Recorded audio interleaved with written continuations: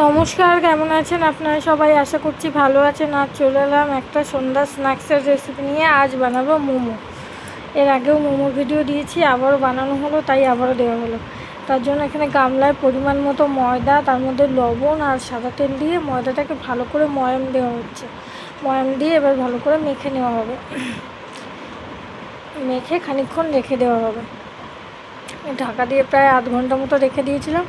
আর এদিকে চিকেনটাকে কিমা করে রাখা হয়েছিল, সেটাকে ভিনিগারের জলে ভিজিয়ে রাখা হয়েছিল, সেখান থেকে চিপে তুলে নেওয়া হচ্ছে। দিয়ে দেওয়া হচ্ছে গ্রেট করা আদা, বেশি দিয়ে ফেলেছি তার জন্য আবার তুলে নিলাম। তুলে নিয়ে দিয়ে দিচ্ছি লঙ্কা কুচি, রসুন কুচি আর পেঁয়াজ কুচি দিয়ে এটাকে লবণ আর গোলমরিচের গুঁড়ো দিয়ে একটু তেল দিয়ে এটাকে মাখা হবে। এটা মাখিয়েও আপনারা চাইলে 1 ঘন্টা 1.5 ঘন্টা রেখে দিতে পারেন। কম করে মিনিমাম আধ ঘন্টা তো রাখতেই হবে। আর তাহলে মাংসের ভেতর নুন সব ফ্লেভারগুলো ঢুকবে ভালোভাবে।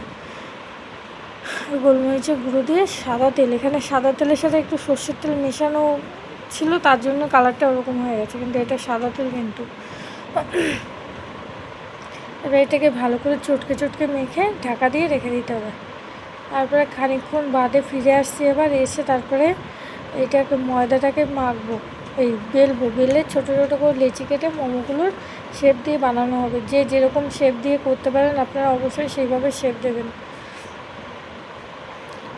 আমার ভিডিওগুলো যদি আপনাদের ভালো লাগে অবশ্যই like, comment, share and subscribe করে পাশে থাকবেন। আর এই গ্লাস দিয়ে এটাকে বড় করে রুটি বেলে এটাকে কেটে নেওয়া হচ্ছে।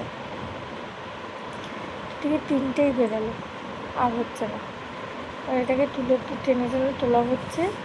তুলে নিয়ে এবার মোমোটাকে শেপ দিয়ে ভালো করে বানানো কমপ্লিট হচ্ছে প্রায়। আর এবার এটাকে ভাপানো হবে। এই যে সসপ্যানে জল বসানো হয়েছে, এই ফুটো ঝাঁঝরি গামলাটায় তেল মাখিয়ে এই মোমোগুলো শেপ বসিয়ে দিয়ে জলে ভাপানো হবে। এবার এটাকে ঢাকা দিয়ে দেওয়া হবে। প্রথমে থালা দিয়ে দেওয়া হয়েছিল, তারপরে দেখা গেল যে না, তো ভাপ বেরিয়ে যাবে।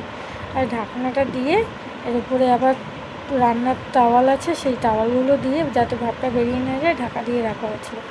10 মিনিট মতো ভাপিয়ে নিলেই রেডি আমাদের চিকেন মোমো। এটা সসের সাথে আপনারা খেতে পারেন, খুবই ভালো হয়েছিল।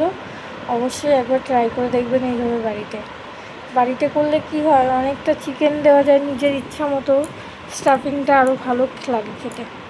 ভাপানো হয়ে গেছে, এবার যেগুলো আর লাস্ট আছে সেগুলো ভাপিয়ে নিতে হবে, তাহলেই আমাদের মোমো রেডি। আর খেতে কিন্তু দুর্দান্ত হয়েছিল। এই যে এবার সব ভাপিয়ে নেওয়া হলো। এই যে ছিঁড়ে দেখা হলো ভেতরে সেদ্ধ হয়েছে কিনা। এটা হয়ে এসছে, এবার নামিয়ে নেওয়া হবে। কেমন হলো অবশ্যই জানাবেন।